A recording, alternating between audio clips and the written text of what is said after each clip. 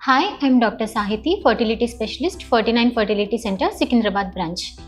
ఈరోజు మనం IUI అంటే ఏంటో తెలుసుకుందాం. IUI అంటే ఇంట్రాయూట్రైన్ ఇన్సెమినేషన్. అసలు ఇన్ఫర్టిలిటీ అంటే ఏంటి?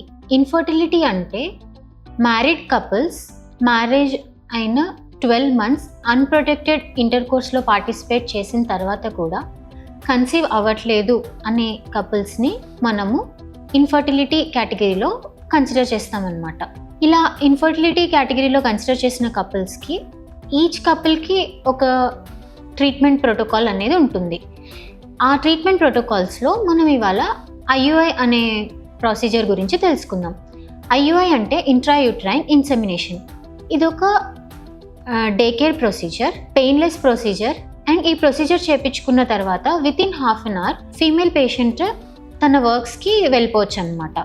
సో IUIలో ఏం చేస్తాం మనం? అసలు IUI ఎందుకు చేయాలి అంటే, నార్మల్గా హస్బెండ్ అండ్ వైఫ్ కలిసినప్పుడు స్పర్మ్ అనేది వెజైనాలో రిలీజ్ అవుతుందన్నమాట.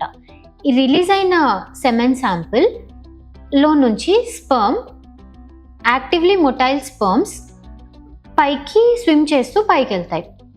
అప్పటికి ఆల్రెడీ ఓవ్యులేషన్ అయ్యి రిలీజ్ అయిన ఎగ్ని ఈ ట్యూబ్ అనేది పిక్ చేసుకుంటుంది. ఈ రిలీజ్ అయిన ఎగ్ ట్యూబ్లో నుంచి ట్రావెల్ చేస్తున్నప్పుడు అది స్పర్మ్ని మీట్ అవ్వాలి. మీట్ అయిన తర్వాత ఫర్టిలైజేషన్ అనేది జరుగుతుంది. ఫర్టిలైజేషన్ జరిగిన తర్వాత ఏదైతే ఎంబ్రియో ఫామ్ అయిందో ఆ ఎంబ్రియో అనేది మళ్ళీ యూట్రస్లోకి వెళ్ళి ఇంప్లాంట్ అవుతుందన్నమాట.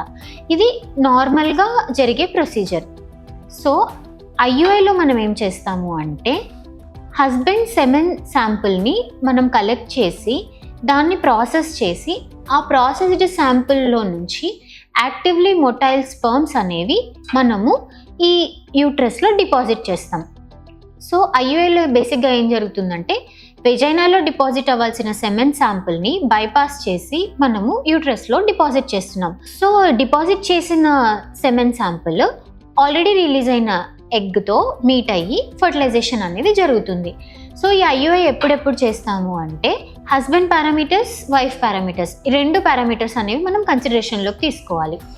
ఈ 2 పారామీటర్స్ ఏంటి అంటే, ఒకటి ఇంటర్కోర్స్ సరిగ్గా జరగకపోవడం, ఆరెల్స్ ప్రీమెచ్యూర్ ఎజాక్యులేషన్.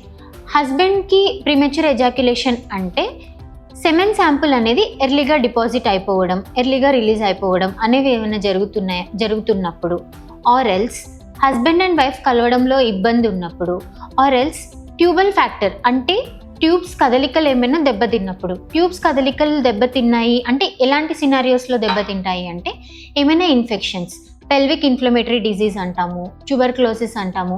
ఇలా ఏమైనా ఇన్ఫెక్షన్స్ ఉన్నప్పుడు ట్యూబ్స్ మొటిలిటీ అంటే ట్యూబ్ శక్తి అనేది కొంచెం తగ్గుతుంది. అండ్ ఆటోమేటిక్గా ఓవ్యులేషన్ అంటే రిలీజ్ అయిన తర్వాత ఎగ్ని పికప్ చేసే పర్సంటేజ్ కూడా తగ్గుతుందన్నమాట. అండ్ సర్వైకల్ స్టీనోసిస్ అంటే గర్భసంచి ద్వారంలో స్టీనోసిస్ అంటే సెమెన్ శాంపుల్ పైకి వెళ్ళే పాసిబిలిటీ లేనప్పుడు, ఇలాంటి కండిషన్స్లో మనం IUI అనేది రికమెండ్ చేస్తాం. ఈ IUI ప్రొసీజర్ ఎలా ఉంటుందంటే, మనం పీరియడ్ వచ్చిన సెకండ్ డే పేషెంట్ని రమ్మని చెప్తాం. వచ్చిన తర్వాత మనం వాళ్ళ ఎగ్ కౌంట్ అనేది చూసుకొని వాళ్ళకి మెడికేషన్ ఇచ్చి, అవసరమైతే ఇంజెక్షన్స్ ఇచ్చి, మనము డే 10 ఆర్ డే 11 మనం ఎగ్ గ్రోత్ ఎలా ఉందో చూసుకుంటాం. గ్రోత్ చూసుకొని దాని అకార్డింగ్గా ఎగ్ రిలీజ్ అవ్వటానికి మనము ఒక ట్రిగర్ ఇంజెక్షన్ అనేది ఇస్తాం.